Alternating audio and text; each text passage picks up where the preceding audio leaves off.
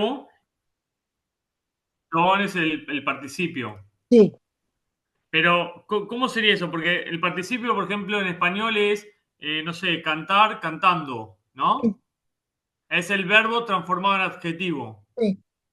Y el emi, ¿cómo se transforma en ton? O sea, ¿es así?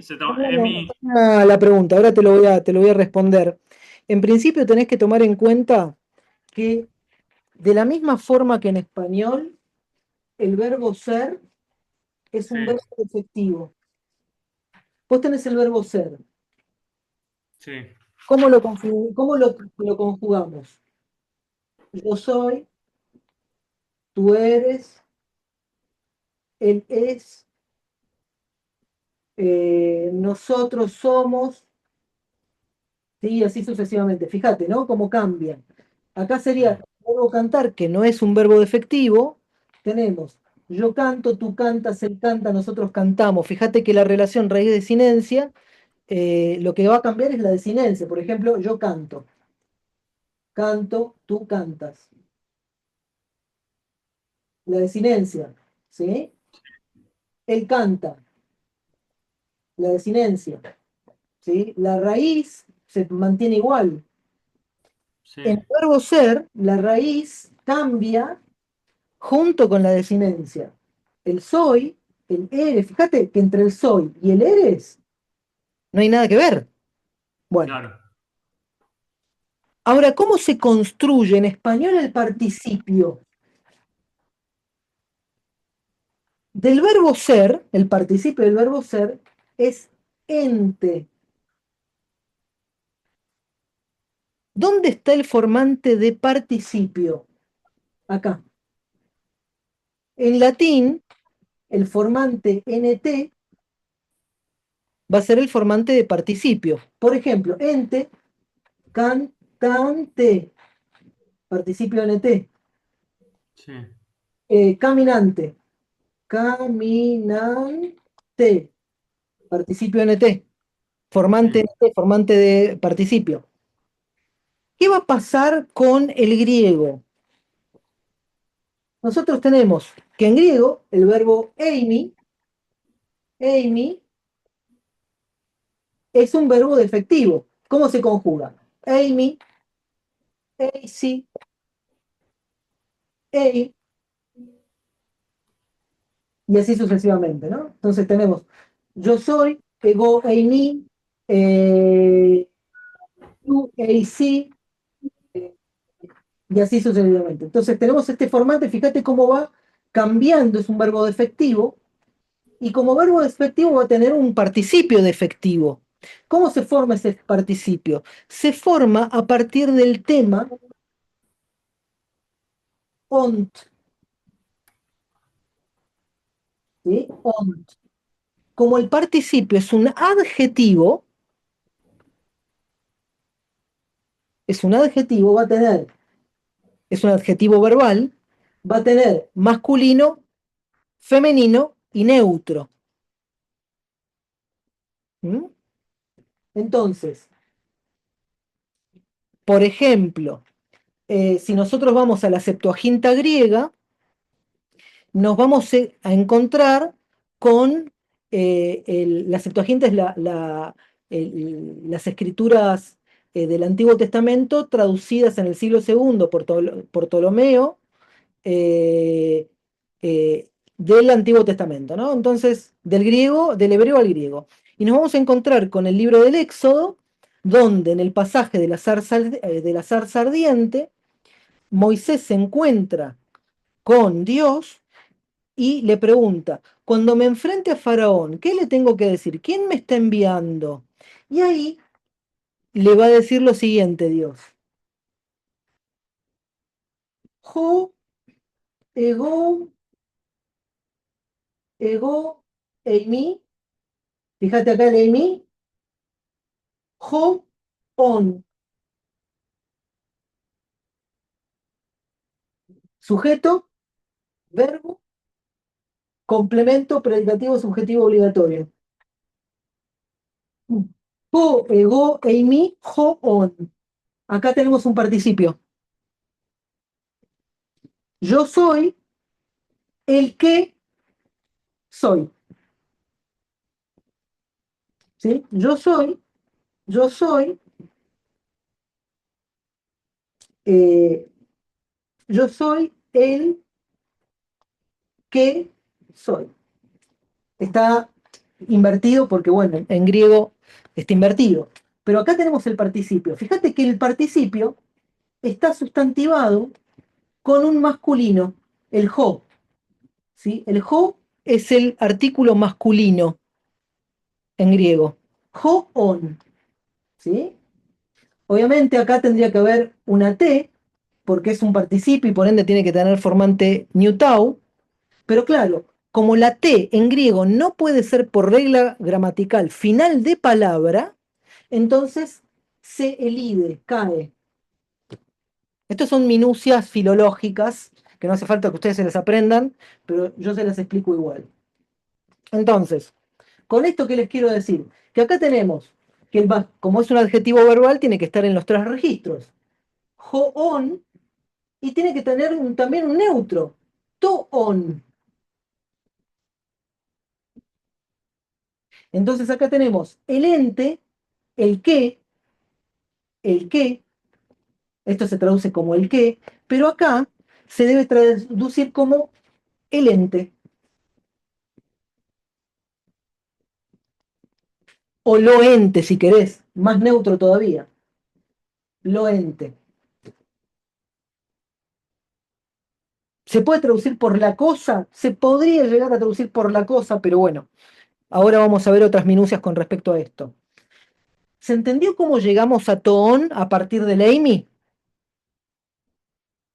O no? ¿O te lo explico de vuelta? Yo entendí, pero tendría que verlo de vuelta ahora cuando que lo grabaste. Ok, pero decime, te lo explico otra vez. Empiezo de vuelta. Mirá, Es que vamos también de vuelta. no le quiero robar clase a los compañeros. Tranqui, no, no, tranqui, porque yo iba a empezar con esta cuestión, ¿eh? Ok, ok, ¿Ya? ok. Ok, no te preocupes porque, de hecho, el subtítulo que yo me puse fue Ser y lenguaje, la tautología griega. ¿Sí? O sea, tranquilo. Iba a empezar hablando de el on, nada, taonta, el verbo ser. Hay varias palabras que se utilizan en griego para hablar de la cosa. Ahora voy a meterme con eso, pero quiero que te quede claro porque está buena la pregunta en términos filológicos. ¿Tu pregunta cuál es?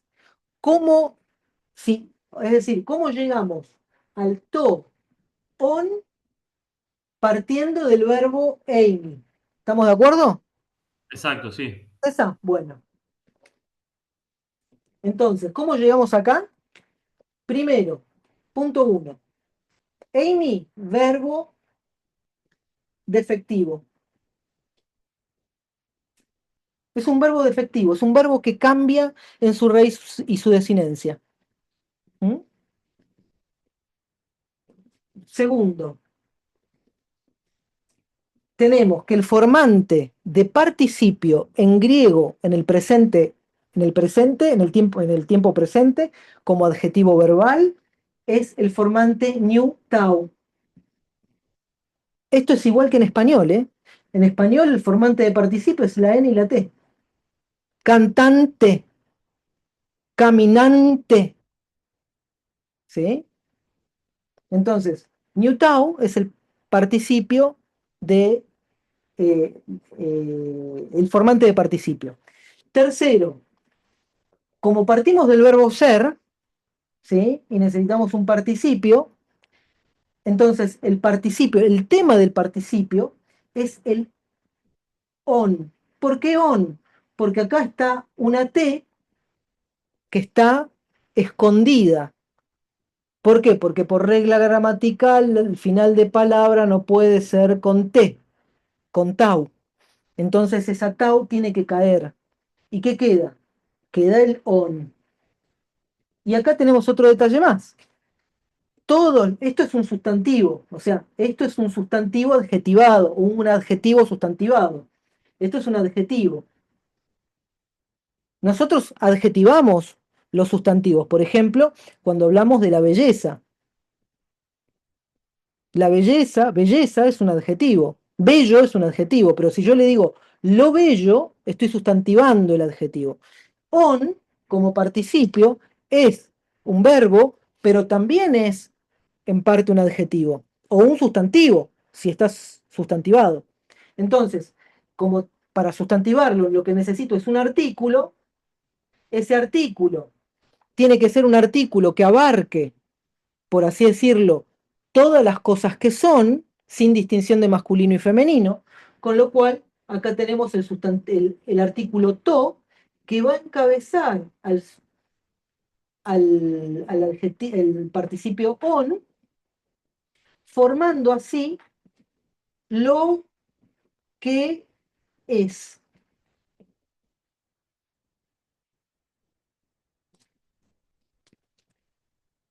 ¿Mm?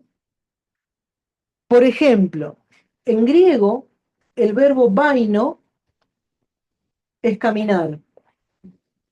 Pero si yo el verbo vaino le saco la omicron, le pongo una N y le pongo una new, acá acordate que tiene que haber una tau que se cae, entonces tengo vainon. Entonces, ¿en qué se transformó?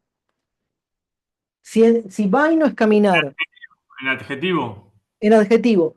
Y si Me vaino, parece to vainon lo transformás en sustantivo, en el caminante. muy bien, sería ho vainon, Claro. ¿sí? Si yo acá le pongo hoi vainonta, por ejemplo, o vainontes, o vainontoy, no sé si existe, eh, tendría que buscarlo, pero podría ser, tendría que fijarme, pero acá yo estaría hablando de los caminantes. ¿Por qué? Porque tengo el formante de participio acá. Capaz que un profe de griego me está puteando en arameo en este momento, pero simplemente estoy ilustrando cómo se forma, ¿no? Pero si hubiéramos puesto eh, eh, Hopainon es el que camina o el caminante. ¿Mm? Si yo pongo, por ejemplo, eh, Ho Bainon, Ho Bainon, Bainei,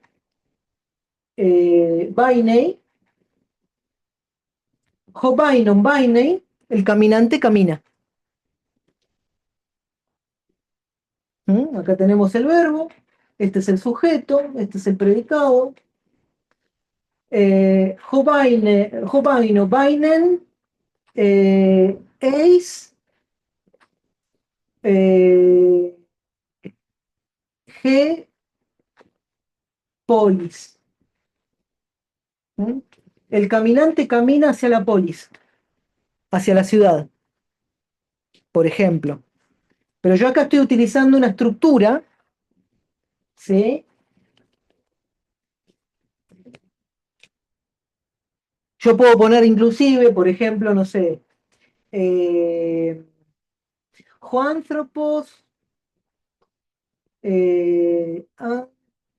Anthropos, Bainon, Bainon, ¿sí? Bainon, eh, Eis, G-Polis. ¿Y acá qué tengo? Acá tengo el hombre que camina hacia la polis. O el hombre está caminando hacia la polis. Porque recordemos que el participio puede funcionar también como un gerundio. Pero bueno, eso son minucias. Yo simplemente trato de explicarte, por ahí te mareo, quizás yo me entusiasmo con estas cuestiones del griego, pero justamente porque lo que quiero mostrarte es cómo se va construyendo. El resto Gra, no te había visto, yo me entusiasmé con esto y no te vi. ¿Cómo estás? Hola, Diego, hola, grupo. ¿Las Bien, todo persianas? bien, ¿no? Por supuesto, yo cuando entro tarde trato de entrar en silencio, ¿viste? Cosa que Está de pie. porque encima que llego tarde no quiero molestar. No pasa nada, no pasa nada. Buenísimo. Hola Marilovis, me alegro verte. Bueno, las enganché, me engancharon con esto porque me hizo una pregunta que justo coincide con lo que estaba por hablar, que tenía que ver con el ser y el lenguaje. Él me preguntaba cómo llegamos del verbo Amy al participio to on. Entonces yo le estaba mostrando que, esta es la segunda explicación que estoy haciendo, que como es un verbo defectivo, tiene una conjugación un poco extraña, lo mismo pasa con el verbo ser en español, que es un verbo defectivo, que el formante, tanto en español como en latín como en griego, del participio, es el formante nutau o nt, caminante, ente, eh, y que on, en este caso, es un adjetivo verbal, por ende es un participio, y está funcionando cuando está sustantivado como un sujeto, es decir, lo que es. Ya hay cosas que se van a ir aclarando a medida que avancemos la clase. Bueno, quedó un poco más claro, ¿sí? Del 1 al 10. ¿Cuánto más claro, Nabil? Aprobado. ¿Aprobado? Ok, bueno, bueno. Entonces, yo la otra vez les comenté que hay un hecho lingüístico que no podemos pasar por alto y es el hecho de que en griego no existe la palabra cosa. La palabra cosa no existe. ¿Mm?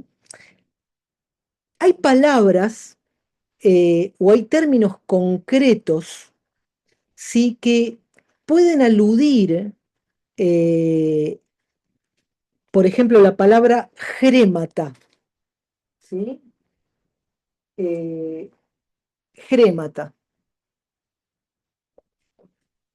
Grémata es una palabra que significa utensilio, bienes, también puede significar dinero, dinero. Acuérdense, la crema, tiene toda la crema, ¿sí? Grémata. Bueno, grémata es plural y hace referencia a utensilios, utensilios, bienes. Después tenemos la palabra pragma, pragmata, ¿sí? Pragmata. ¿De pragmático? Sí, pragmata va a significar asuntos. Si yo lo tradujese en inglés, sería business, my business. Como por ejemplo, cuando eh, el padrino utiliza el término en la película, your business, my business. Mis asuntos, tus asuntos. Mis negocios, tus negocios. Entonces, pragmata tiene el sentido de asuntos, negocios, ¿sí? Negocios, asuntos en trámite.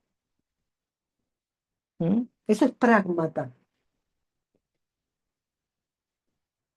Por ejemplo, cuando eh,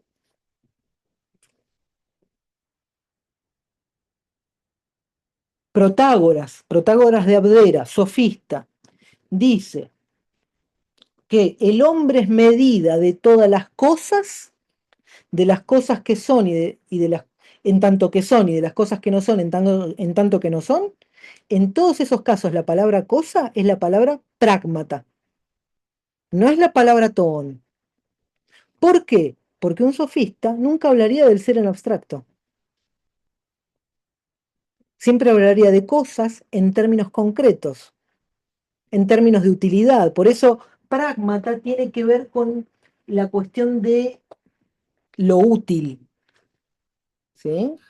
Podría ser, no sé, lo asocio con el tema de logos, que por ejemplo era palabra, recolectar, tenía y cosas como no hay una palabra, entonces lo usan tipo asuntos o tono. Sí, ¿O no, no? ton porque ton es más abstracto. Asunto sí te lo tomo, porque asunto sería pragmata. ¿Mm? De hecho, Protágoras va a combinar, estoy buscando un textito que es de una profe mía, hace tiempo que no lo reviso ese texto, pero va a traer la cuestión de cómo utiliza Protágoras de Abdera esa formación, ¿no? Esos pasajes. Eh, bueno, no lo estaría encontrando, no importa. Ya cuando veamos a Protágoras más adelante, los sofistas, vamos a ver ese pasaje, porque va a utilizar el término grémata por un momento y por momentos va a utilizar la palabra prágmata también, con lo cual va a tener la noción de utilidad. Siempre son cosas útiles, ¿sí? Siempre son asuntos de negocios, ¿sí? Con lo cual siempre va a estar relacionado a eso. Pero en griego, fíjense que tanto el término grémata, que significa bienes o útiles, o pragmata, que significa asuntos o asuntos en trámite, o business, negocios, eh, siempre se refieren, por así decirlo, tiene un registro bien concreto. Pero cuando el griego quiere decir las cosas en términos genéricos, ¿sí? Las cosas en términos genéricos, no tiene una palabra. La lengua no tiene una solución para eso en griego. ¿Y cómo lo resuelve? Usa el participio presente neutro sustantivado del verbo ser. To-on. ¿Mm? ¿Sí? Y entonces, Taonta, cómo sería? Taonta es el plural. Ok. Una cosa, por ejemplo, si yo hablo de la cosa, es toon, podríamos decir el ser, lo que es, Mm, pero taonta en plural es las cosas. ok. ¿Por qué? Porque las cosas tiene que ver con las cosas que son. Por ende, repito esto, cuando en griego queremos decir las cosas en general, la lengua va a empujar otra solución y esa solución es usar el participio presente neutro sustantivado del verbo ser, plural. ¿Cómo? Taonta.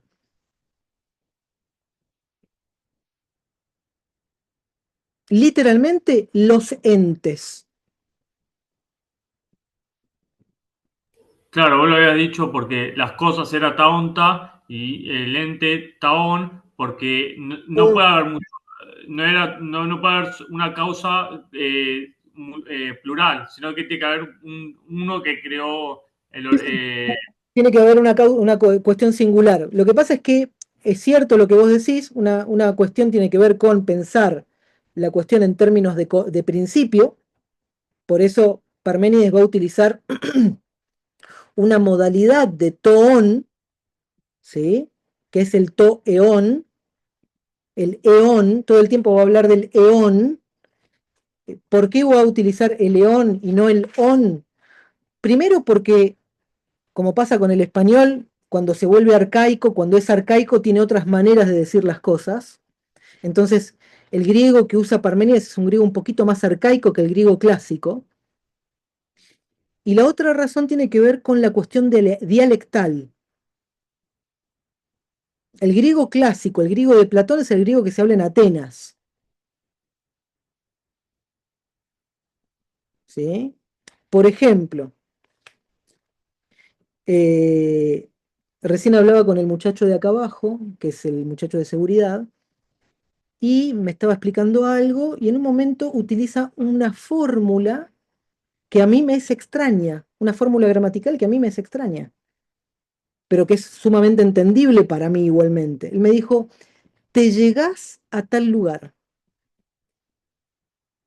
Nosotros en español solemos utilizar la idea de ir, ¿no? O sea, te vas a tal lugar o te acercás a tal lugar.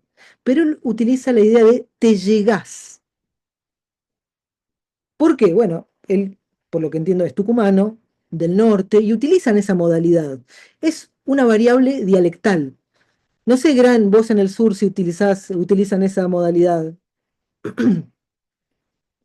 Estamos bastante influenciados porque tenemos como un rejunte. No te olvides que la Patagonia es un crisol de distintas inmigraciones de todas las provincias y también de Chile.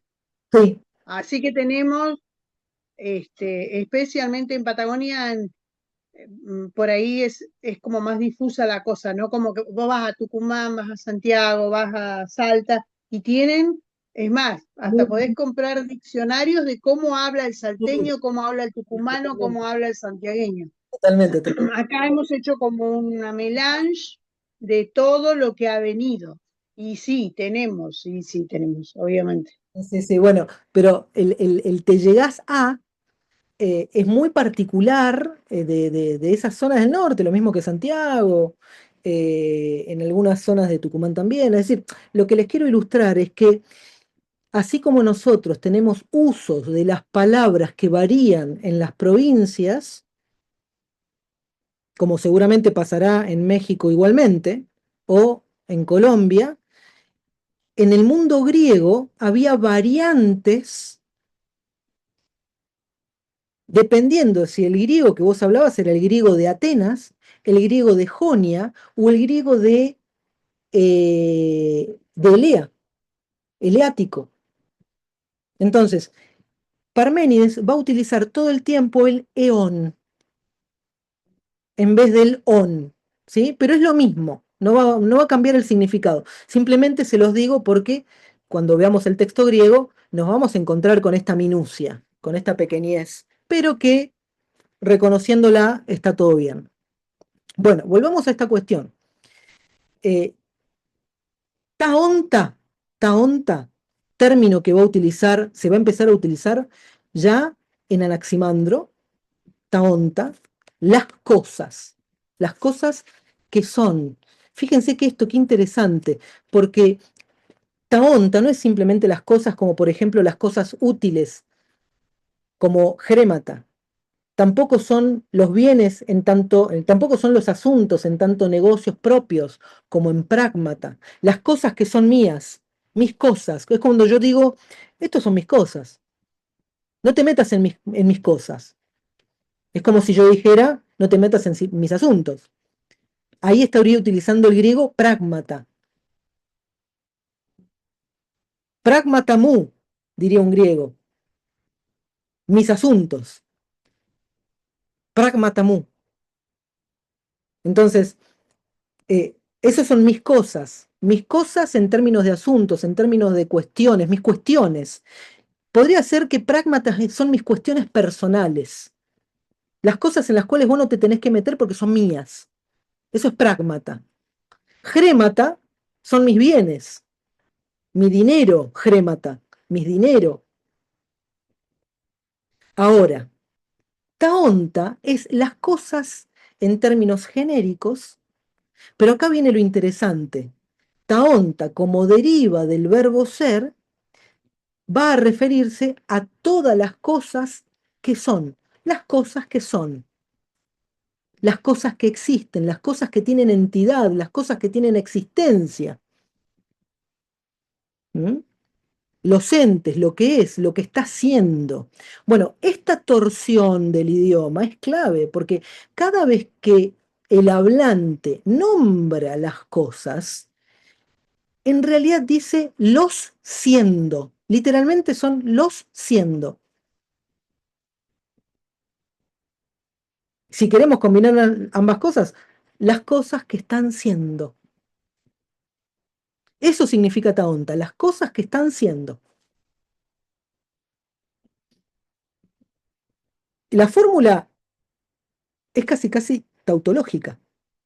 Es como decir un triángulo tiene tres ángulos, o el caminante camina. Es tautológica. ¿Por qué? Porque decir que lo que es una tautología. Pero esa tautología no es una tautología vacía. Y acá viene la parte interesante. Es el modo es el modo en el que la lengua griega cifra ya desde la gramática la centralidad del ser en Parménides.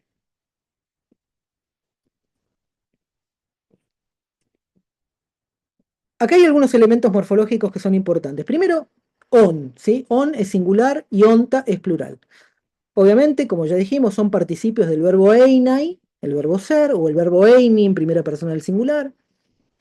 Y cuando el artículo ta, que es el artículo neutro plural, lo sustantiva, taonta, estoy yendo lo más despacio que puedo. Sé que estas cuestiones son complejas, ¿sí? Pero estoy tratando, si necesitan que repita, repito, no hay problema. Entonces, cuando el artículo ta, ¿sí? Sustantiva, taonta, se termina obteniendo de alguna manera una expresión que no es que lista objetos, lo que está haciendo es enunciar el ser de lo que está nombrando. Enuncia el ser de lo que está nombrando. Es decir, afirmar taonta, literalmente significa hablar de lo que es. Ahora, si nosotros buscamos la forma impersonal existencial, el griego ya dispone de una forma impersonal existencial. ¿Sí? El verbo, la conjugación eisi, es la conjugación existencial plural, existencial del verbo eime. ¿Qué significa? Que yo eisi, perdón, esti, perdón.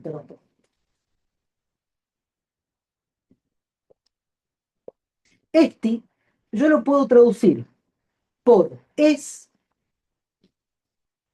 por ende va a tener valor copulativo. Por ejemplo, cuando yo digo que X es B, valor copulativo. Juan es albañil, valor copulativo. Eh, Jorge es lindo. La casa es grande, valor copulativo. X es B. Puede tener valor identitario, valor de identidad. Por ejemplo, A es A. Un caballo es un caballo. Identidad. Entonces, tiene valor de identidad, pero también puede tener valor existencial. Existencial. Simplemente va a significar que algo es. Por ejemplo, cuando yo digo, las cosas son lo que son. Valor existencial. Es lo que es. Esto es lo que es, no hay otra cosa. Valor existencial. Es lo que va a llamar eh, Cordero el desnudo, Stin. El desnudo Stin. Es interesante que la pregunta filosófica que introduce Sócrates como pregunta clave para poder empezar a dialogar con el otro es ti es ti. ¿Qué es? El signo de interrogación en griego es un punto y coma. Ti es ti. Ti es ti. ¿Qué es? ¿Qué es X? Y acá está en el TST, perdón, T es T, ahí está. TST va a significar eso, ¿no? Fíjense, acá está el ST, acá está el ST. TST es ¿qué es? ¿Qué es la valentía? ¿Qué es el temor? ¿Qué es la verdad? TST ho aletheia. ¿Qué es la verdad? TST G eleutería. ¿Qué es la libertad? Esa es la pregunta de Sócrates. TST. ¿Qué está preguntando? Está preguntando por esto. Esta pregunta no nace del vacío, nace de Parménides. Parménides es el primero que se pregunta por qué las cosas son.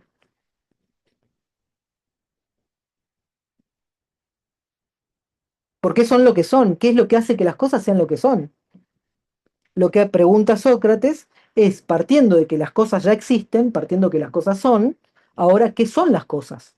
¿Qué es eso que yo veo ahí? ¿Qué es eso que no puedo categorizar, pero que si no me pongo de acuerdo, no puedo definir y por ende no puedo alcanzar una verdad? Porque necesito definir. El TST es la pregunta por definición de la filosofía, porque define. La pregunta dialéctica por excelencia, porque con esta pregunta, que parece inocente, porque ¿quién no? Todo el mundo utiliza la palabra libertad, pero cuando Sócrates pregunta, «Tiesti geoleutheria», ¿qué es la libertad? O «Tiesti gealetheia», ¿qué es la verdad? O cuando se pregunta, no sé, «Tiesti gecalocagadía», es decir, ¿qué es la belleza? Lo que está preguntando básicamente es por el ser de esa realidad que se nombra. ¿Mm? Entonces, vuelvo a esto. La palabra stin o sti, dependiendo, es interesante porque ustedes lo van a encontrar como stin, les pongo la n acá, la ñu acá. ¿Por qué? Porque si hay ciertas reglas gramaticales que indican que si la palabra siguiente empieza con vocal, ¿sí? Con vocal, después de la vocal de sti tiene que ir una N. Pero si la palabra siguiente empieza con consonante, entonces se le quita la N. ¿Mm? Son minucias, o sea, lo pueden encontrar como sti o como stin. Por eso, yo a veces van a notar que el stin le pongo el, la new entre corchetes. Entonces, eh, ¿se entendió esta parte? ¿Me van siguiendo? Yo sé que trato de ir lento. Frénenme, por favor, si hay algo que se les está complicando, pero estamos sentando las bases de la filosofía posterior. O sea, estoy yendo lento porque después cuando agarremos la metafísica vamos a volver a esto, de Aristóteles, por ejemplo, ¿no? Cuando agarremos el sofista de Platón, vamos a volver a esto. Cuando agarremos el Parménides de Platón, vamos a volver a esto. Cuando agarremos a Gorgias, vamos a volver a esto. Cuando agarremos a Gorgias, lo vamos a contraponer a Parménides y vamos a ver cómo el tratado sobre el no ser de Gorgias compite y pugna y dialoga con el tratado sobre la naturaleza el poema sobre la naturaleza de Parménides. Entonces, en esa conjunción es donde vamos a tratar de estar jugando nosotros. Bien, Oye, Diego, una pregunta. ¿Esti no es la tercera persona sí, del singular? sí, Sí. sí, sí, sí, sí. Entonces, Amy, Ace, Estin, Eisin, Esomen, y la cuarta no me acuerdo, la forma de conjugar del nosotros.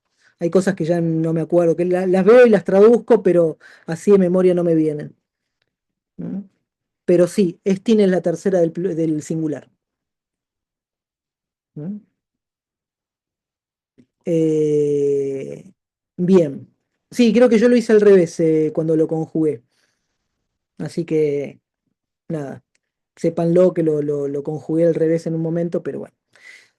En la vorágine voy escribiendo y me van saliendo las cosas e improvisando y bueno, pasan los equívocos. Ok, entonces, eh, ese estin, que también puede funcionar sin sujeto léxico expreso, como en el caso del existencial, el es lo que es, no tiene sujeto léxico expreso. Esa es la jugada, esa es la gambeta de Parménides. Es un gol de Rabona de Parménides. Un gol de chilena si quieren. ¿Por qué? Porque es una jugada maestra. ¿Por qué es una jugada maestra? Porque lo que hace con esa fórmula es introducir por primera vez no que X es, sino el es. Y punto. Esto nadie lo había hecho. Bueno, en ese marco, obviamente, la constatación que el castellano formula cuando decimos que hay cosas, ¿sí? El hay sería el estin en griego. ¿Por qué? Porque es impersonal y no tiene sujeto expreso, el hay, se despliega en griego como con un doble énfasis. ¿Por qué? Porque estin, se lo escribo acá,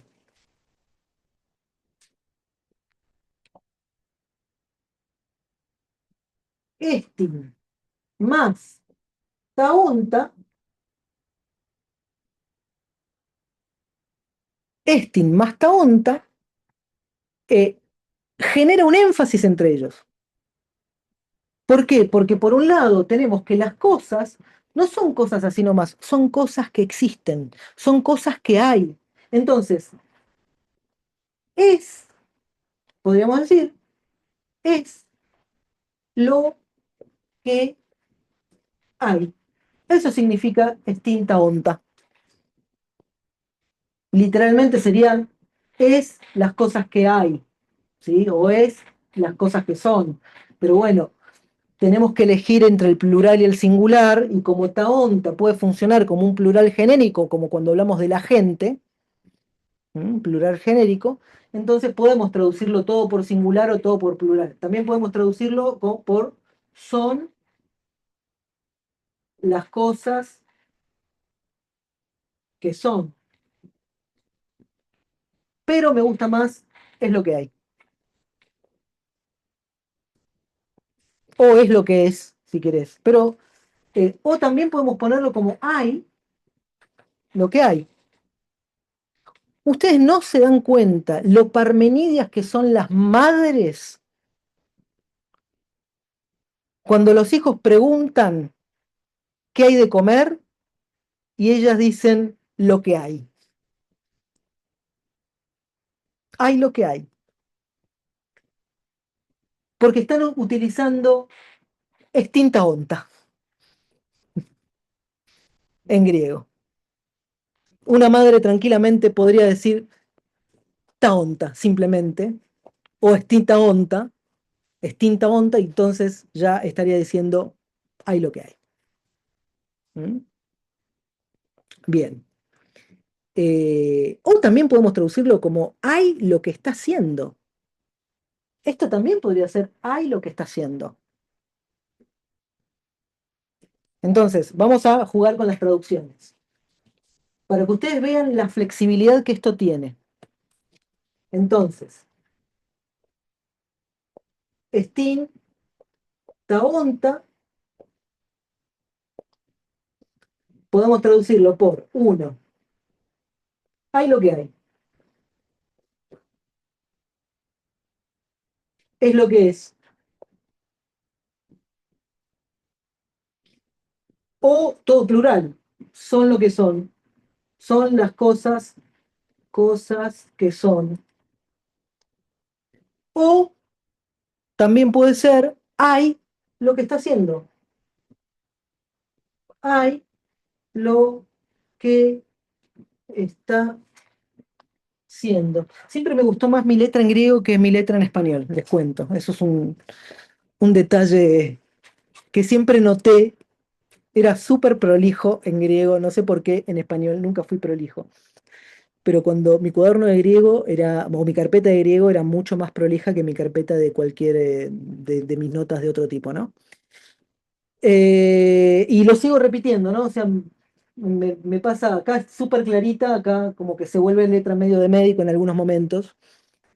Eh, bien, o sea, si lo decimos de otro modo, también podemos decir siendo ses.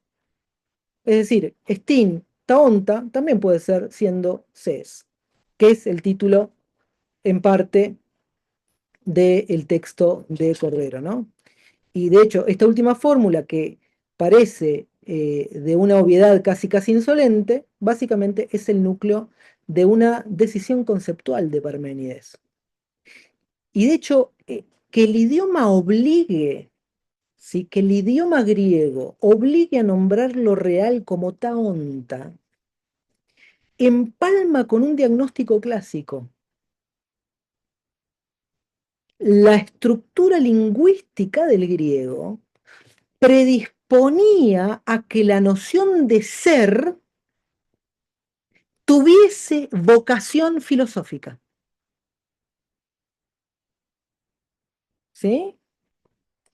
La estructura lingüística del griego predisponía a que la noción de ser, toon, taonta, estin, tenga una vocación filosófica. ¿Por qué? Porque el griego es un idioma filosófico. Es decir, no estoy hablando de un adornito filológico. O sea, no es casual que yo me ponga hinchahuevos con el idioma griego justo en el poema de Parménides, porque lo que estoy tratando de mostrarles es la estructura irreductible que tiene el griego con la filosofía.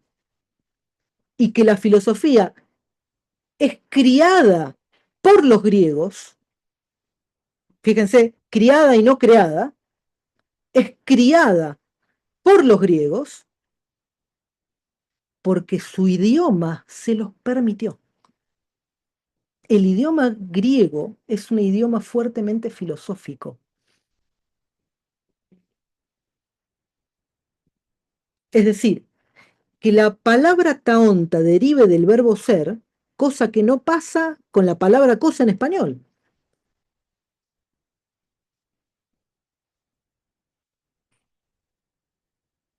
Cosa que no pasa, por ejemplo, con la palabra cosa en italiano, le cose, por ejemplo. Creo que en árabe no existe la palabra soy, me parece. Así tengo entendido. Eh, No sé puede, cómo hará, pero creo que no existe la palabra soy. Es puede ser. Ana Nabil, yo Nabil. ¿Cómo, No cómo? dicen yo. Cuando dicen, por ejemplo, yo soy Nabil, dicen Ana Nabil, yo Para- Nabil. Ok, ok. No existe la palabra soy. No existe la palabra soy. Mira vos, no lo sabía. No sé. A ver, va a pasar muchas veces que hay idiomas que van a carecer de ciertas estructuras, incluso gramaticales y verbales.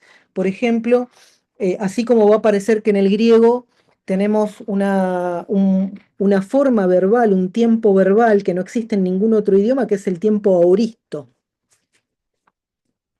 El tiempo aoristo no, o sea, lo podemos traducir cuando está conjugado por un pretérito indefinido, un hecho puntual en el tiempo del pasado. ¿Por qué? Porque el aoristo se construye con el tema del pasado, que es el formante épsilon al principio de la oración, y el formante sigma en el medio de la palabra, al principio de la palabra y en el medio de la palabra. El formante épsilon y el formante sigma. El formante sigma va a ser característico del aoristo y el formante epsilon va a ser característico del tiempo de los tiempos pretéritos. Entonces, el aoristo va a implicar un tiempo puntual en el pasado. Por ejemplo, lo podemos traducir por un verbo en pretérito indefinido. Ejemplo, cuando yo digo fui a casa. El fui, ¿sí? El fui es un hecho puntual en el pasado. En griego sería un aoristo. ¿Mm? Pero cuando el tiempo aoristo, es decir, la palabra en aoristo, se le quita el formante de pasado, es decir, la épsilon del comienzo, y queda solamente la sigma de mitad de palabra, el verbo pierde temporalidad y alcanza cualidad. Eso no existe en español. O sea, y ahí aparece que ese aoristo, ese verbo en aoristo, se puede traducir como un aoristo ingresivo. Por ejemplo, cuando yo digo estoy ingresando a tal lugar, ¿sí? Un aoristo ingresivo, o un aoristo eh, que va saliendo, ¿no? O sea, depende de la estructura del verbo. O sea, puede ser un hecho puntual en determinado modo y lugar de tiempo, pero es un hecho único, ¿no? O sea, eso Como un no instante existe en en el español. pasado.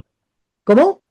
Como un instante en el pasado, digamos. Sí, pero un instante en el pasado siempre y cuando tenga el formante de pretérito. Cuando se le saca el formante de pretérito y queda solamente el modo del verbo aoristo, pierde la noción de pretérito, esto es muy complejo, la noción de pretérito, y permanece el verbo en su instante. No sé cómo explicárselo, se los tendría que mostrar en una oración, pero no se mezclen con eso. Yo lo que quiero mostrarles, se los quiero ilustrar esto que vos decías, que hay palabras en nuestro idioma, en algunos idiomas, que no pueden ser vertidos al español, como por ejemplo pasa con el verbo, la conjugación de primera persona del singular en arameo, o en árabe, en este caso en árabe, que no tiene el verbo ser. Pasa en hebreo, el hebreo carece de algunos modos verbales, como creo que carece del tiempo pasado, si mal no recuerdo. Pero bueno, nada, no quiero marearlos con estas cuestiones lingüísticas. Sí me interesa que recordemos esta idea que dije recién, que la estructura lingüística del griego va a predisponer a que la noción de ser tuviera una vocación filosófica, justamente porque el griego es un idioma profundamente filosófico. Eh, de hecho, esto es el dato que permite leer por qué el poema puede convertir en tesis lo que suena trivial en otras lenguas. La riqueza que tiene la noción de el ser en Parménides, para nosotros, quizás en otra lengua puede parecer completamente trivial porque tienen la función del verbo ser, la tienen o bien como copulativo o lo tienen bien como existencial, pero no tienen el desnudo ser, el ser en tanto ser, no lo tienen. El ser en tanto ser se convierte en Dios siempre, por ejemplo, en hebreo, yo soy el que soy. Ho ego y mi hoon, ¿sí? Ego y mi hoon, es decir, soy el que soy. Eh, Soy el que seré también. Había dicho una vez, ¿no? Soy el que seré en otra parte. y bueno, lo que pasa es que en hebreo esa frase, vos fíjate, ¿no? En griego no se puede traducir la riqueza del hebreo como el español no puede traducir la riqueza del griego. Porque cuando los escribas traducen como yo soy el que soy, no pueden verter que en hebreo eh, el término, eh, la frase, está construida a partir del verbo ser, pero en forma causativa. Es decir, la construcción del verbo ser, Hawá, en griego, en hebreo, está en lo que se llama forma causativa del verbo ser, con lo cual puede significar yo resultaré ser lo que resultaré ser, o yo seré lo que seré, o yo seré lo que yo quiera, forma causativa. Pero eso no tiene sentido en griego. ¿Por qué? Porque el griego va a absorber de una tradición, ¿y qué van a hacer los escribas? Van a verterlo de acuerdo a esa tradición. ¿Y cuál era la tradición? La tradición parmenidea, que ya era conocida, la tradición platónica. Estamos hablando del siglo segundo después de Cristo, antes de Cristo. Ya había muerto Parménides, había muerto Platón, había muerto Aristóteles. Estamos en pleno apogeo del comienzo de la época helenística. Con lo cual, para ellos, la noción de eh, el toón va a ser muy familiar. Entonces, ¿cómo lo van a traducir? Lo van a traducir con esta vocación filosófica de alguna forma. ¿Mm? Entonces, ahí, en ese mismo lugar, ¿no? Donde un hablante moderno, eh, lo que estaría oyendo al decir lo que es, sería un pleonasmo, es lo que es, un pleonasmo. El azúcar es azúcar, un pleonasmo, es lo que es.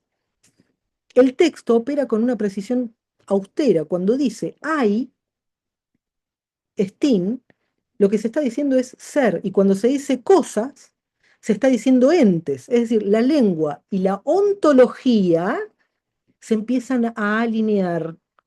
Tanto es así, que fíjense cómo lo vierte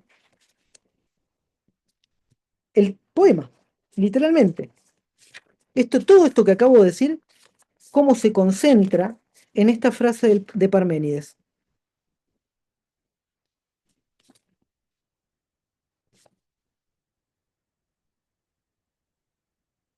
Dice,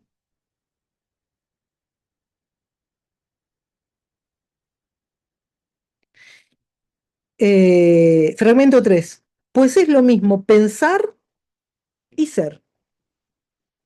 Ese es todo el fragmento 3. Es lo mismo pensar y ser. Fragmento 6. Es necesario decir y pensar que siendo se es, pues es posible ser y la nada no es. Estas cosas te ordeno que proclames. Pero fíjense, ¿no? Es necesario decir y pensar que siendo se es. Es decir, tanto el pensar como el decir se van a alinear al ser. Ustedes no pueden pensar nada que no sea. ¿Se dieron cuenta de eso? Lo que no es, no lo pueden pensar. Y como no lo pueden pensar, no pueden decir nada acerca de lo que no es. Piensen en algo que no es. Díganme algo que no es. Díganme algo que no exista, que no tenga alguna densidad ontológica. Vamos a anotar todas las ideas que se les ocurren. Díganme algo que no exista, es decir, que no tenga ningún tipo de densidad ontológica. Marcianos. Ok, marcianos. Ok, no tiene densidad ontológica. No, porque no existe, o sea, no. Va, Ok, no. perfecto. ¿Los podés imaginar? Sí, pues Imagina un marciano. imagino un documenté, supongamos. Así todos saben que me imagino, más o menos. Perfecto, genial. Existe en tu imaginación. Tiene existencia. Tiene una densidad ontológica. Obviamente que no es la misma densidad ontológica que el borrador. Está en tu imaginación. Tiene una densidad ontológica. Algo que no tenga ninguna densidad ontológica. La nada. La nada. ¿La podés pensar? Podés pensar la palabra, pero no puedes pensar una. O sea, Fantástico. pero la nada no existe, o sea. Bueno, ahora estás pensando como Parménides. Muy bien. Vamos a ver qué dice Parménides. Porque justamente lo que va a decir él es, fíjense esto, ¿no? Es necesario decir y pensar que siendo sed, pues es posible ser y la nada no es. La nada no tiene densidad ontológica. No podés pensar la nada. ¿Qué cosas puedes decir de la nada? ¿Es linda, es grande? De las cosas podemos predicar cosas. Vamos a poner un ejemplo. Esto ya es medio aristotélico, pero Aristóteles va a enumerar entre 8 y 10 categorías predicables del ente. ¿Sí? El ente, el sujeto, el sustrato, puede ser dicho de muchas maneras. El ser se dice de muchas maneras, va a decir eh, eh, Aristóteles, ¿no? Eh, Él dice, Hoon, ton, legeta y polajos. Ton, legeta y polajos es, el ser se dice de muchas maneras. Vamos a poner un ejemplo. Decime, vamos a buscar el marciano. El marciano. El marciano. El marciano es el ton, es el ente, ¿no? El ente, la cosa, el sustrato. Sustrato. En español diríamos el sujeto. El sujeto de la oración. ¿Estamos de acuerdo? Y ahora tenemos que predicar algo. ¿Se acuerdan de sujeto y predicado? Acá tenemos el sujeto, ahora tenemos que predicar algo de este sujeto. ¿Qué podemos predicar del sujeto? Por ejemplo, ¿el marciano dónde está? En el cielo, no sé qué sé yo. Y mínimamente el Marte, porque es marciano, ¿no? En Marte, por eso es marciano. Está en Marte. Entonces, ¿qué va a decir Aristóteles? Que una de las categorías del ente, del sustrato, del sujeto, ¿cuál va a ser? El en dónde. El lugar. Esto es lo que se llama circunstancial de lugar. También tiene un tiempo. El marciano está en Marte durante la mañana. Durante la mañana es una categoría que es la categoría del cuándo, diría Aristóteles, que tiene que ver con el circunstancial de tiempo. Y vos decís, ¿para qué carajo me servía a mí el análisis sintáctico? Y claro, cuando venís a la clase de filosofía decís, ¿por qué no me aprendí bien el análisis sintáctico del segundo año del secundario? Ustedes no se daban cuenta que en el análisis sintáctico estaban aprendiendo las categorías aristotélicas. ¿Mm? Y quizás si nos lo hubieran explicado, le habríamos dado más importancia. Pero pobres docentes de lengua siempre son, oh, la de lengua. La de lengua. No, yo amé a las de lengua, las quería mucho. Las volvía loca igual, ¿no? Bueno, pero lo que le quiero mostrar es que esto, ton, legeta y polajos, que va a decir Aristóteles, es decir, el ser se dice de muchas maneras, no viene de otro lado que no esté ya en Parménides. Es decir, acá otra vez, ¿no? La lengua empieza, esto que dice Parménides acá en el fragmento 6, eh, es necesario decir y pensar que siendo ses. Esto es la trilogía parmenidia, el decir y el pensar, decir, pensar y ser, decir, decir, pensar y ser es la Trinidad parmenidia.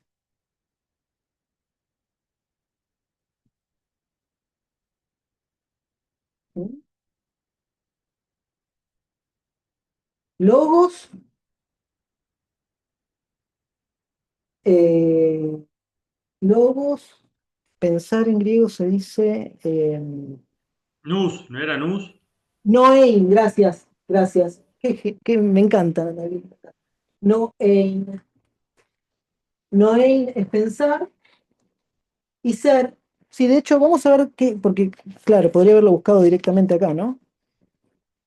Eh, Legein, sí, Noein, está bien. Noein, y acá tenemos el esti. Entonces, acá tiene la categoría, la Trinidad Parmenidia. El Noein, el Legein, el Noein y el estin, el Einai. Si lo quieren más riguroso todavía, porque yo voy construyendo a medida que voy pensando, Entonces tendríamos el Legain, el Noein y el Einai, la Trinidad Parmenide.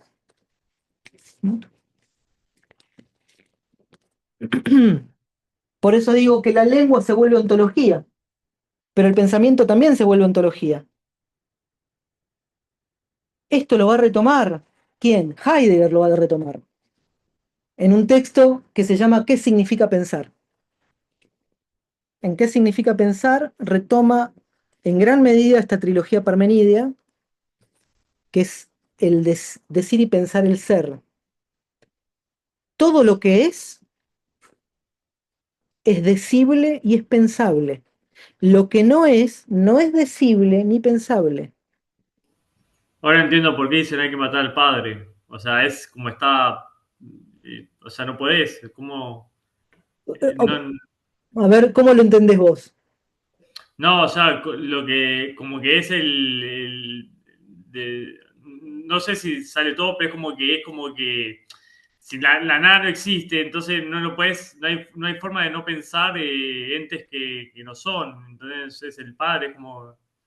Es el primero, es el primero en pensar el ser en tanto categoría, y pensó algo de tanta profundidad y tan revolucionario que todos los pensadores posteriores empezaron a escribir a la sombra de Parménides. Entonces, la manera de poder, de alguna manera, de alguna forma, emanciparse filosóficamente, era matar a Parménides. Matar a Parménides implicaba un pensamiento revolucionario con respecto a el pensamiento parmenidio con respecto al ser. ¿Mm? Ok, bien. Hasta acá, ¿cómo vienen? Voy a ir a buscarme algo para tomar mientras. ¿Cómo les resulta todo esto? O sea, porque fíjense que yo de alguna manera estoy como... Denme un segundito.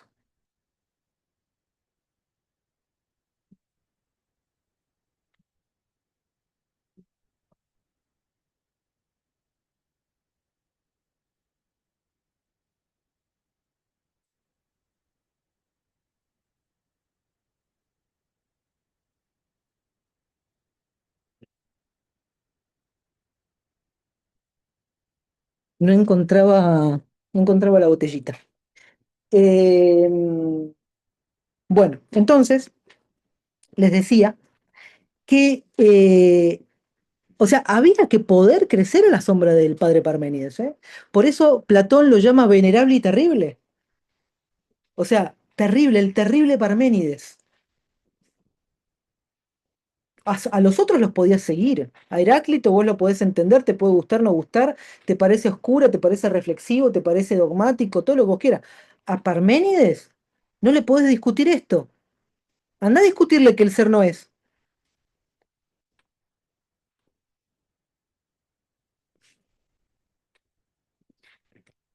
Lo que dijo tiene una categoría tal que es indiscutible. O sea, todo lo que digas después se va a basar en esto. Porque Es es lo como que... una ley, Sí, ¿no? sí, sí, sí. Fíjate esto, ¿no? Principio de identidad. Legain y Einai tienen principio de identidad. Yo puedo solo decir lo que es, pero la palabra en sí mismo también tiene existencia. Fíjate, lo que digo, por ejemplo, si yo digo el marciano, ya el hecho de decir el marciano tiene existencia, aunque el marciano no exista. Digo unicornio, aunque no exista la cosa nombrada, existe el nombre y por ende el marciano existe, aunque sea en el nombre. ¿Se entiende eso? Lo mismo va a pasar en el pensamiento. Yo puedo pensar en un marciano, entonces el marciano va a tener entidad, densidad ontológica, ¿sí? ¿Por qué? Porque aunque no exista fuera de mi mente existe en mi mente. Acá existe en el lenguaje. El marciano por lo menos existe en el lenguaje. De la misma forma que si yo te pregunto, te digo Macondo, ¿existe? Sí, existe. ¿Dónde? En las novelas de García Márquez, por Y el, ejemplo.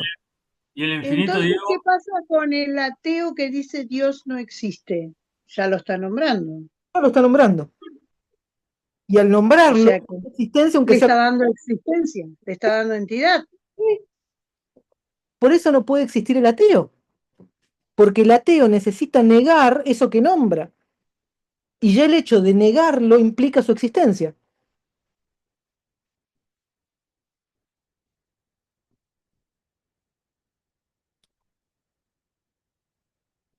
Es decir, la existencia no solamente abarca la cosa mentada, la cosa dicha o la cosa pensada, sino el hecho mismo de pensar, porque pensar y decir tienen en sí mismo densidad ontológica.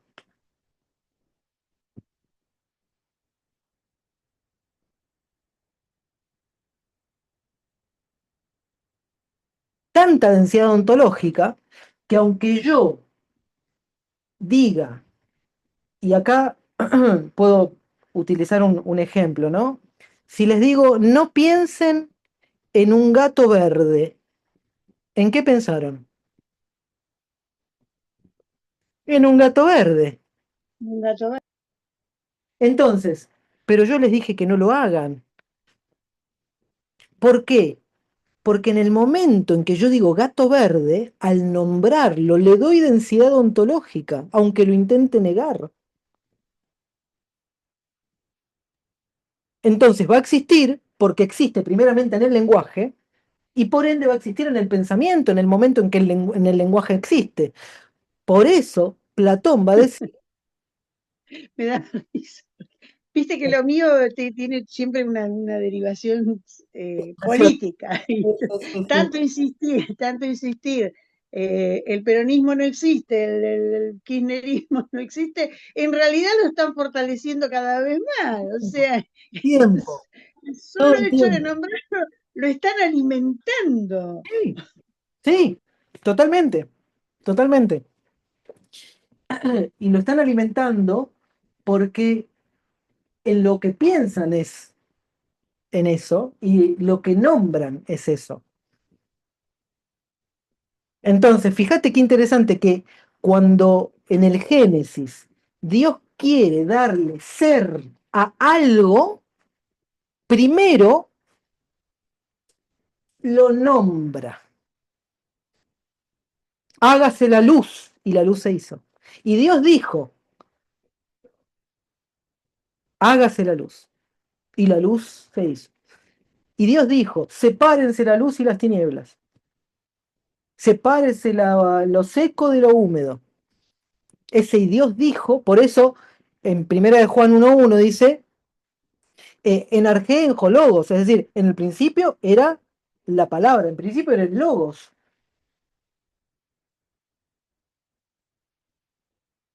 Ahora, lo que va a resultar o lo que va a revolucionar el pensamiento parmenidio es que no va a decir en el principio era el logos, sino que lo que va a decir es en el principio era el ser.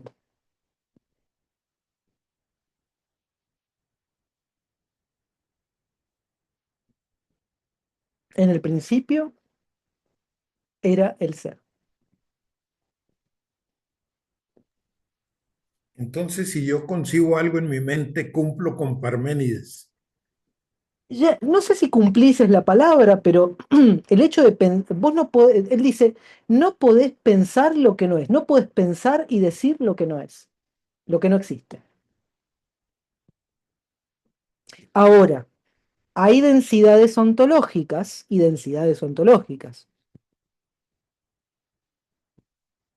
Por ejemplo, una ficción tiene una densidad ontológica distinta que algo que ocurre en la mismísima realidad. Es decir, vos podés leer una novela de García Márquez y el relato va a tener una densidad ontológica hasta tal punto que vos te podés encariñar con los personajes de la novela.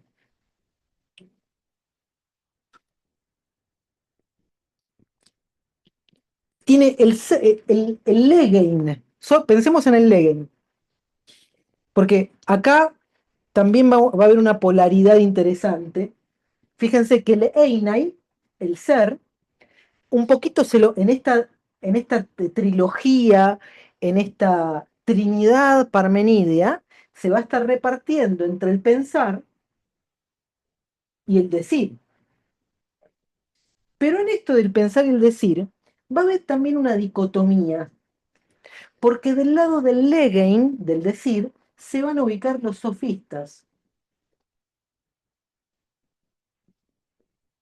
y del lado del pensar se van a ubicar los filósofos.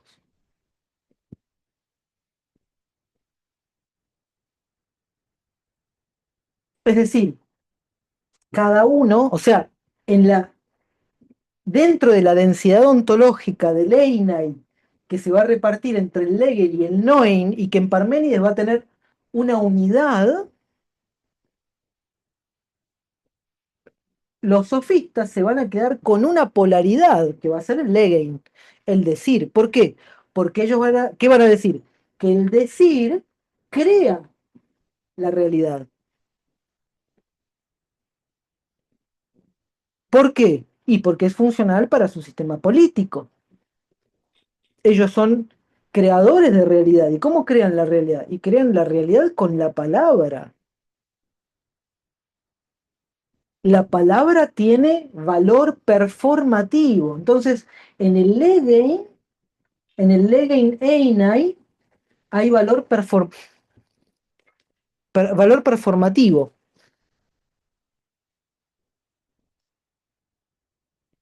Los filósofos se van a quedar con el Noein, que va a tener la noción de pensar.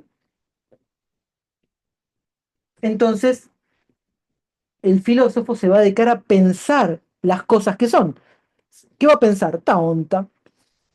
¿Qué va a decir eh, Aristóteles en la metafísica? Existe una ciencia que estudia lo que es en tanto que es y los atributos que lo constituyen. Entonces hoy estaríamos en una etapa de la humanidad donde impera, eh, digamos, el sofismo, lo sofístico, Pues la sofística, sí, sí, sí. la sofística. Sí, sí, vivimos en una época sofística. Sí, sí, sí, sí. Donde la política crea una realidad a veces Totalmente. falsa, ¿verdad? Ujú. Sí, falsa, si lo comparamos con la densidad ontológica que tienen las cosas que, que tienen, que están en el orden de lo tangible, ¿no? Pero, por ejemplo, fíjense qué interesante esto, ¿no? El valor performativo de la palabra, esto lo va a trabajar mucho eh, John Searle en un texto que se llama Actos de Habla. ¿Mm?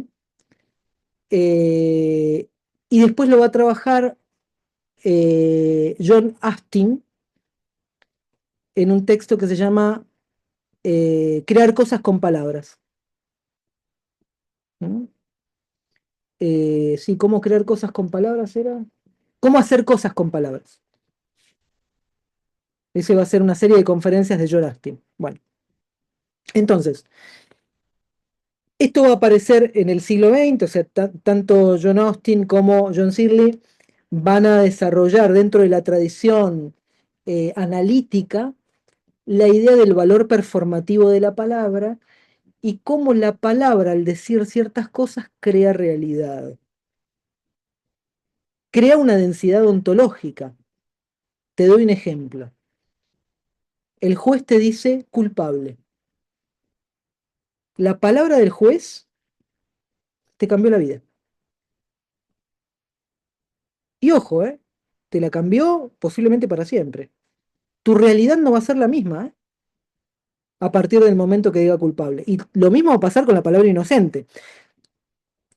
Y te digo más, el juez, cuando te dice, los declaro marido y mujer, también te va a cambiar la realidad.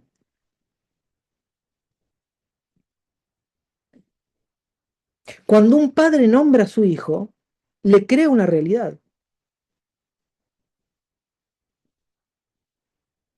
Cuando el juez, el árbitro, levanta el brazo y dice gol, el gol se hizo en el momento en que el árbitro dijo que era gol. Y la realidad del equipo va a cambiar completamente. Puede ganar el mundial o pudo haberlo perdido gracias a que levantó la mano y dijo gol el árbitro. Vos podés meter 40 pelotas dentro del arco, pero si el árbitro no dice que fue gol, no es gol. Toda la cancha puede gritar que fue gol, pero si el árbitro no dice chiquitito así en un susurro, ¿fue gol? No, no existe el gol. Entonces, fíjense cómo la palabra tiene en sí misma un valor performativo a tal punto que puede crear determinadas realidades, por lo menos realidades existenciales. Ustedes no estarían con sus respectivas parejas, aquellos que la tienen, si uno de los dos no le hubiera dicho al otro, estoy enamorado de vos, te amo. Si no le hubiera preguntado, ¿querés salir conmigo? Fíjense cómo creó una realidad que quizás hasta el día de hoy sigan juntos. Y fue solo una palabra. O sea, sí, vivimos en una época de sofistas donde se le ha dado tanta preponderancia a la palabra a tal punto de que la palabra misma tiene como cierta densidad en la creación de realidad. Esa es nuestra época, ¿no? Muy también, hasta cierto punto, fragmentaria, posmoderna, pero Y además, una, sí, y una pregunta, ¿en el pensar cómo sería? Porque pensar no es más individualista, o sea, pensar está en mí, el decir te involucra a vos. El yo sí, pienso y no te involucra. Porque el juez te dice culpable, te involucra. Yo ahora pienso que es culpable, no lo involucra, ¿no? sí, no, es decir, pensarlo en secuencias, pensá en esto. Así como el Legen, el decir, puede modificar tu vida y la del otro, el Noen, ¿qué es el pensar entonces? Bueno, Platón va a decir que el pensar es un diálogo de uno consigo mismo. Involucra la palabra, involucra un Legein, pero no es un Legein con otro, Interno, digamos. es un Legein conmigo. Entonces, si el Legein con otro va a modificar la realidad que tenemos compartida, el Noen va a modificar una realidad en términos del orden de lo existencial. Por eso, pensar mejor te ayuda a vivir mejor. Como alguna conciencia sería. Sí, Hegel diría, habla de la autoconciencia, ¿no? Por ejemplo, ¿no? O sea, el desarrollo de la autoconciencia. Entonces, eh, mientras que el Lenin tiene que ver con el orden de lo político, el orden del ágora tiene que ver con el entorno del ágora, el entorno de lo político, el Noein tiene que ver con el pensar, la propia vida, la vida dentro de la ciudad también, porque el filósofo no se piensa solo a sí mismo, se piensa en un contexto, en un entorno, en una ciudad, en una polis, y busca que su vivir sea una vida dentro de esa polis. El filósofo, a diferencia, y acá viene la parte interesante, mientras que el Hegel, fíjense esto, ¿no? Acá hay una cuestión de direccionalidad. Hay una cuestión de direccionalidad. El sofista, la dirección es Legen Einai. Dice y crea realidad. El filósofo lo que dice, que esto es lo que va a discutir eh, Platón con los sofistas, es que el filósofo, aquello que dice, es aquello que es la realidad.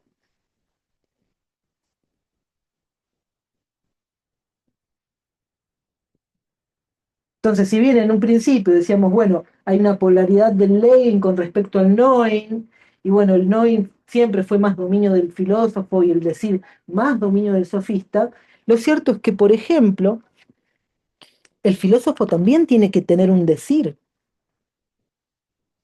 Acá tenemos el orden de lo externo y acá tenemos el orden de lo interno. Acá está el otro y acá está el yo. Entonces, entre el yo y el otro también hay una dialéctica. Entonces, el ser también es dialéctico.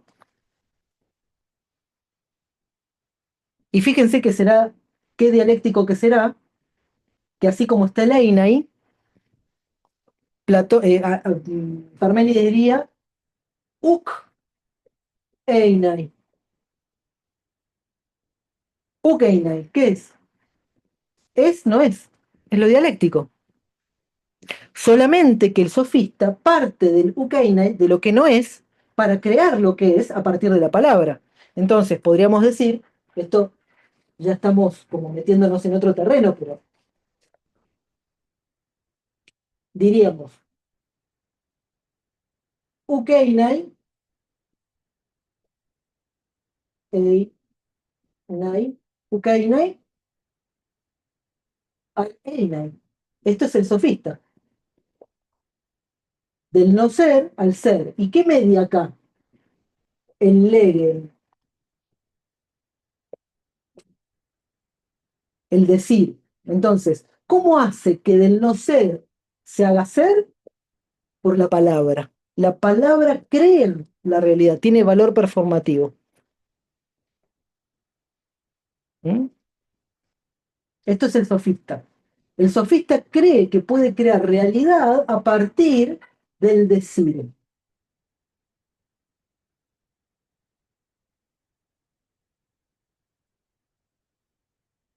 Obviamente esta realidad es una realidad política, ¿m? Una realidad que se basa en la palabra. Ahora, ¿qué va a decir el- Fíjense cómo esta realidad sofística, porque, por ejemplo, Parménides dice, eh, el no ser no puede ser dicho ni pensado. No se puede decir y pensar lo que no es.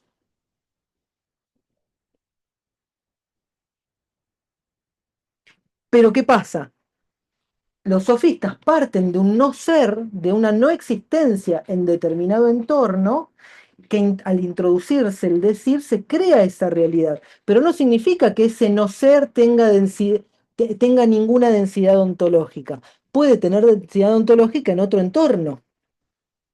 Ejemplo, yo puedo crear a partir de la palabra una determinada emocionalidad que no estaba, puedo sorprenderlos, puedo persuadirlos, puedo engendrarles temor, como dice el encomio Elena de Gorgias, pero no significa que esas cosas no existan. No estoy inventando con la palabra emociones que no existen.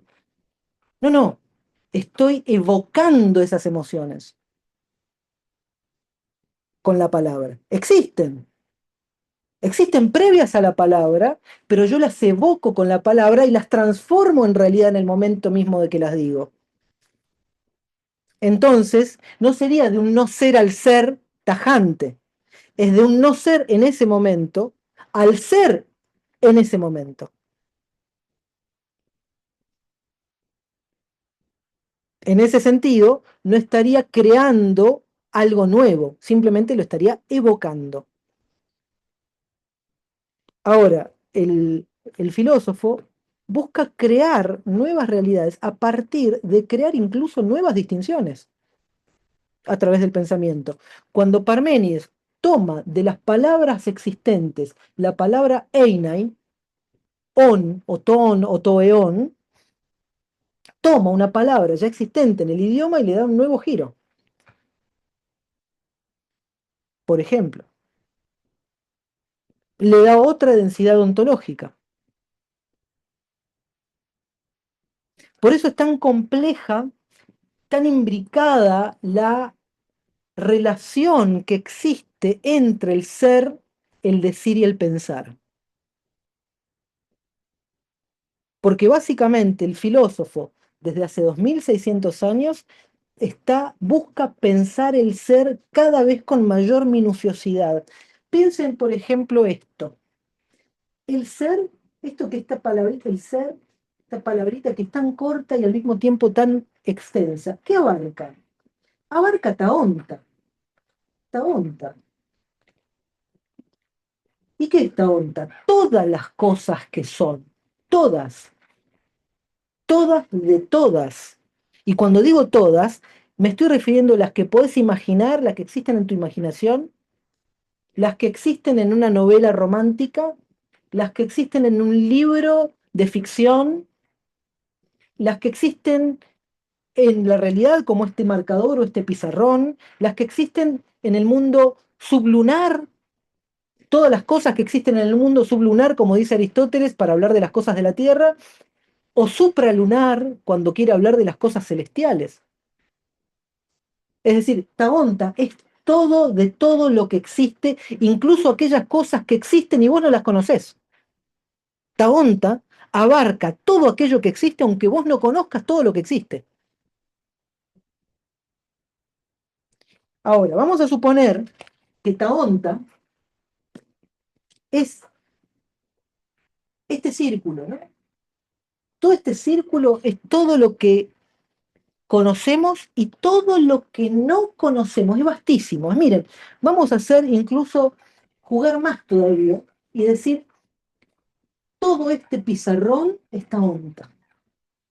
Y acá adentro están todas las cosas que son, que yo conozco y todas las cosas que no conozco, pero que son. Por ejemplo, esos monstruos marinos que se descubrieron, por ejemplo, en el lecho marino con la investigación del streaming del CONICET, que por ahí vos no tenías ni puta idea que eso existía, pero está ahí en el fondo del mar, nunca lo viste, pero existe. Que el hecho que vos no lo conozcas no significa que no exista. Estamos de acuerdo en eso, ¿no? Bueno, pero también hay existencias de las cuales no nos percatamos, que están a la vista, pero que no nos hemos dado cuenta. Por ejemplo, yo el otro día escribí un artículo donde hablaba de la colonialidad del oído. ¿Y de dónde saqué la noción de colonialidad del oído? Me la inventé. Inventé la idea de colonialidad del oído. ¿Y cómo la inventé? A ver, ¿la inventé o lo que hice fue describir? Claro, inventé el término, pero en realidad, para inventar el término, yo tuve que pensar en una realidad y darle nombre. Es decir, de esta vastedad, yo me doy cuenta de una porción de esa realidad y que digo, a ver, ¿cómo es la cosa acá? Porque por un lado, el tema de la colonialidad del oído tiene que ver con esto de que, en el caso Esper, que es un caso de narcotráfico en Argentina, que es un caso tremendamente reconocido a nivel mundial, por los vínculos que tiene con un diputado de la Nación, con el narcotráfico, que estaba postulado para en las próximas elecciones, muy cercano al núcleo duro de Milei. Pero claro, la izquierda argentina, desde el año 2020, 2021, viene denunciando que Spert tiene vínculos con el narcotráfico. Tiene vínculos con Fred Machado. Viajó en el avión de Fred Machado. Lo viene diciendo desde 2021. Spert como si nada. Llega diputado, después diputado, es el presidente de comisiones. En presidencia de comisiones, Del Caño sigue denunciándolo. Nadie le da pelota. Hasta que viene un juez yanqui y dice, Esper tiene vínculos con el narcotráfico de Fred Machado, y ahí todo el mundo se horroriza y se pone a investigar él tiene que renunciar, después llora. Entonces, ¿cómo puede ser? Cuando lo dice la izquierda argentina no le dan ni bola, pero cuando lo dice un juez yanqui, tiene realidad, tiene densidad ontológica. Si lo dice la izquierda, no tiene densidad ontológica. Cuando lo dice un juez yanqui, tiene densidad ontológica. ¿Por qué cuando lo dice un juez yanqui es verdad y cuando lo dice un argentino, alguien de la izquierda argentina, es ideología? No conforme con eso, fíjense hasta qué punto alcanza la colonialidad ideológica que, siendo la izquierda un partido minoritario independiente, como es el FIT o el FITU también, donde está involucrada Miriam Bregman, Nicolás del Caño, el Chipi Castillo, entre otros, son ellos los que lo denuncian, pero cuando Milei habla o cuando habla Bullrich, se lo adjudican a una opereta acá, a una opereta del kirchnerismo. Entonces, no solamente no escucho a la izquierda y solamente escucho cuando me dice la verdad, la misma verdad, el contenido de la misma exacta verdad me lo dice un yanqui, sino que además ni siquiera le adjudico la verdad originaria a la izquierda, sino que le echo la culpa al kirchnerismo, pero yo no hice nada, yo ni sabía, yo me lo acabo de descubrir. Y ahí es donde lo sigue alimentando. Claro, o sea, a lo que voy es, para mostrar ese giro, me inventé un término, que es Yo colonial. creo que si viviera Gabriel García Márquez con nosotros, haría algo parecido a 100 años de soledad. 200, Tranquilamente le damos material para eso. para escribir un montón, seguro. O sea, es una ficción esto. Entonces, ahí aparece que la idea de colonialidad del oído, es cierto, yo el término de alguna forma, no sé si lo invento, o sea, lo utilizo, y lo que trato de decir o de nombrar es una realidad que yo observo, un fenómeno que yo observo. Entonces yo tomo esa porción de realidad que está configurada por una verdad en la cual depende de quién la diga, tiene más densidad de verdad o tiene más densidad de ideología. Ahora, yo como escucha, cuando le doy más valor de verdad a lo que dice un europeo, a lo que dice una universidad norteamericana, cuando decimos un estudio de Massachusetts, cuando decimos un estudio de la Universidad de Harvard, ahora si decimos un estudio del CONICET, Sí. por ejemplo, ¿ustedes se enteraron de que el CONICET descubrió el único huevo de dinosaurio conservado? Yo no veo la National Geographic, ¿eh? Viniendo a buscar el huevo.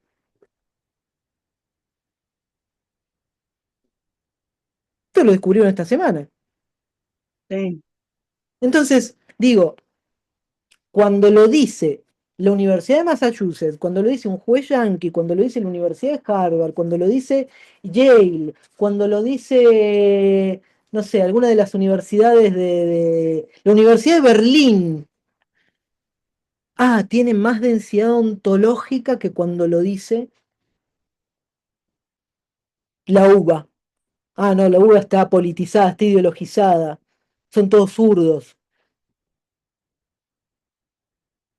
Entonces, cuando yo escucho una voz más que la otra, escucho las voces del norte, escucho las voces de Estados Unidos o las voces de Europa, tengo un oído colonizado.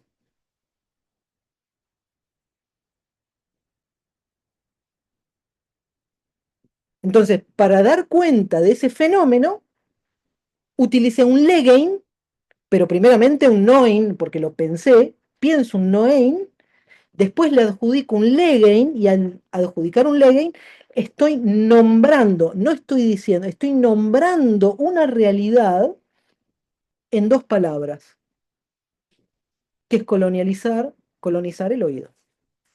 ¿Mm? Nada, puse un ejemplo nada más para mostrarles cómo funciona esto de que el filósofo al pensar lo que busca es, en esta vastedad, ¿qué es lo que nosotros tenemos? Una persona promedio, una persona por la vida, promedio me refiero a una persona común y silvestre, normal, que va, viene, va a trabajar, vuelve, tiene porciones grandes de realidad, porciones muy grandes de realidad, algunas se entrecruzan, algunas no, no tiene distinciones claras en ciertas cosas. Las cosas les pueden parecer bellas o les pueden parecer lindas y es lo mismo, en términos útiles da igual, da igual. Da igual decir, por ejemplo, una cosa que otra. Salvo cuando te metes con la ley, ¿no? Con la ley vos tenés que ser sumamente exacto. Vos, Graciela, lo sabés mejor que yo. Una palabrita mal ubicada no es lo mismo estás despedido que me doy por despedido, ¿no? O sea, cambia la cosa. No es lo mismo renuncio que me doy por despedido. Ahí estás creando dos realidades totalmente distintas, opuestas, antagónicas. Pero esas realidades se crean a partir de ciertas minucias del lenguaje. Entonces, lo que quiero decir es, la persona común y corriente, es más, ni siquiera te digo la persona, en el común del cotidiano, yo como filósofo inclusive, voy por la vida con realidades abarcativas, realidades que no necesitan grandes distinciones. Yo voy al supermercado y la verdad es que voy, compro azúcar, me traigo un café, voy, me hago el café. Voy. No necesito realidades muy complejas, nombrar las cosas de manera muy complejas. Pero a medida que uno va tratando de pensar la realidad, y piensen en esto, ¿no? Todas estas realidades que se van formando de forma genérica tienen cierta categoría de verdad, ¿sí? Son verdad. Todo esto es una gran verdad, una gran realidad, ¿sí? Pero claro, la verdad tiene la particularidad que busca la correspondencia exacta entre el decir y el hecho de lo dicho. Si yo digo, esto es un libro, digo una verdad. Pero si digo, esto es un libro de filosofía, digo una verdad más exacta, más precisa que simplemente si digo que es un libro. Y si digo, esto es un libro de filosofía escrito por Néstor Luis Cordero acerca de Parménides, es mucho más exacta esa verdad que decir simplemente esto es un libro. ¿Se entiende? ¿Qué hace el filósofo? Busca nombrar la verdad lo más exacta y minuciosa posible, incluso a costa de tener que crear términos para nombrar esa realidad. En todo esto que estoy diciendo está la trilogía ser, decir, pensar de Parménides. Decir el ser no es decirlo así en verdades genéricas, es decirlo con minucia. Busca distinciones precisas y toda la tradición filosófica, ¿qué va haciendo? Le da siempre una vuelta más al rulo porque quiere mayor y mayor precisión, porque en la precisión hay más realidad, más verdad, porque él es un buscador de la verdad, el filósofo. Entonces, como buscador de la verdad, quiere que la verdad que sea dicha con una precisión única. Entonces viene otro filósofo y dice, mira, vos dijiste una verdad y fuiste muy minucioso, pero ¿sabes qué? Te faltó esto otro. Por eso, por ejemplo, en la Edad Media vamos a notar que lo que van a ir agregando los filósofos medievales son pequeños artilugios lingüísticos que van a ir cosiéndose a lo dicho por los otros pensadores o los que precedieron. No los van a contradecir, van a agregar como un tic, es esto.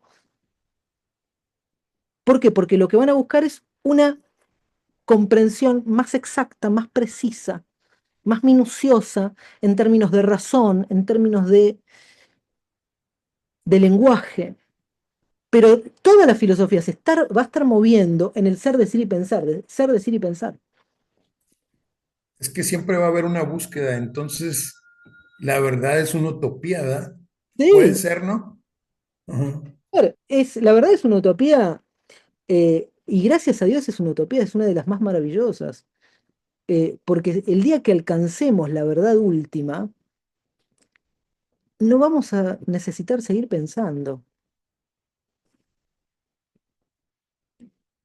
Porque así como existe lo infinitamente grande, existe lo infinitamente pequeño. Entonces, nunca vamos a llegar a lo más exacto de lo más exacto de lo más exacto.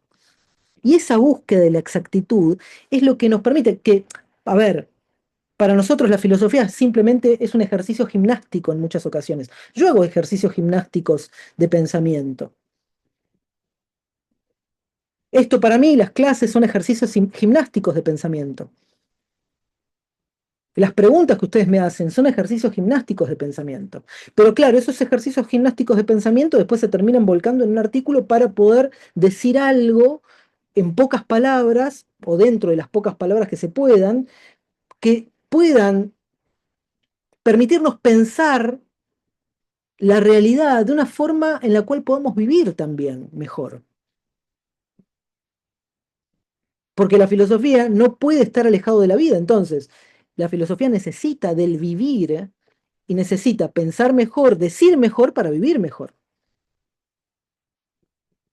Por eso lo que buscamos es la adecuación. O sea, esto que Heráclito hablaba de la homología, buscamos que el Legein tenga homología con el Einai y que el Noein tenga homología con el Legein y con el Einai y que el Einai tenga homología con el Noein y con el Legein.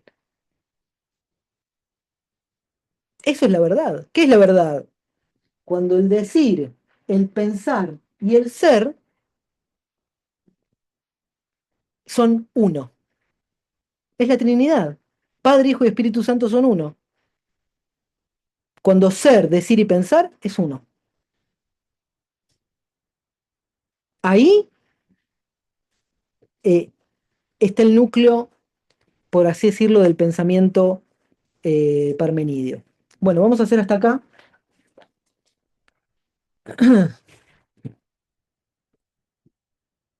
Eh, así que, ¿cómo la pasaron? Me entusiasmé con lo de Parménides. Eh, Da para mucho Parmenius. Yo eh, me he perdido como 4 encuentros, creo, pero bueno, en algún momento, como te decía otro día, los voy a mirar como para ir hilando cosas que veo que me han quedado ahí sueltas, pero sí, indudablemente es, es un pensador es muy rico, tremendo. es muy rico. Y escribe un poema que la verdad que da para mucho. Es, podríamos decir, uno de los padres de la filosofía occidental. No sé si los padres, pero por lo menos aquel que ha podido pensar con cierta rigurosidad el ser de las cosas y que a partir de él ya no se pudo pensar igual. No se pudo pensar igual a partir de Parménides. Fíjense Yo cómo... tenía, Sí, Tomás. perdón, no, no, tenía una pregunta, Diego. Por ejemplo, los filósofos de Mileto, haz de cuenta que, bueno, así como yo lo entiendo, toman distancia de los dioses, ¿verdad? Ese es su gran, no Aporte. sé si logro o aporte. Sí. Parménides, cómo lo podemos comparar Bueno, en ese... mira, nosotros nos vamos a meter en la cuestión teológica de Parménides más adelante, pero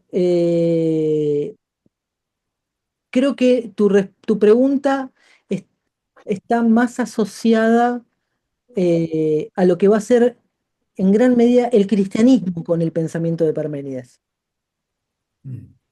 Pues si nosotros, por ejemplo, vamos, fíjate esto, mira esto. Queda entonces una sola palabra del camino, que es, sobre él hay muchas pruebas de que lo que está haciendo es inengendrado e incorruptible, total, único, inconmovible y acabado. ¿A qué te suena? Pues, adiós, ¿no? Sí, sí. Fragmento 8. Entonces, hay toda una... Después voy a hablar de lo esférico, después se los vamos a seguir leyendo. Pero mira esto, ¿no? Em, Acá está. Pero como hay un límite supremo, es acabado por doquier, semejante a la masa de una esfera bien redondeada, completamente equidistante del centro, pues no es posible que sea ni un tanto más fuerte ni un tanto más débil que aquí y allí. O sea, pero esta idea, ¿no? Lo que está haciendo es inengendrado, incorruptible, total, único, inconmovible y acabado. La escolástica lo va a convertir en Dios. Eh, Creo que es la recepción de Parménides lo que va a... Podemos ver una teología de todas maneras, lo vamos a analizar bastante más adelante. Fíjense que estamos profundizando en Parménides bastante. A mí es uno de los pensadores que más me ha gustado siempre.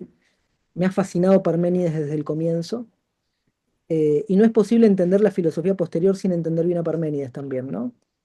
Pero bueno, gente, nos vemos mañana. Diego, Sí, Navi. podrías mandar esta clase cuando puedas, ¿no? Pero lo antes posible, así La tenemos tiempo de ver. repasás. Ok, mañana veo si la descargo y te la mando. Sí, sí, cuando vos puedas. Dale, dale, hacemos así. Bueno, Dale. muy bien, hasta la próxima. Chao, hasta luego. Chao, chao, buenas noches.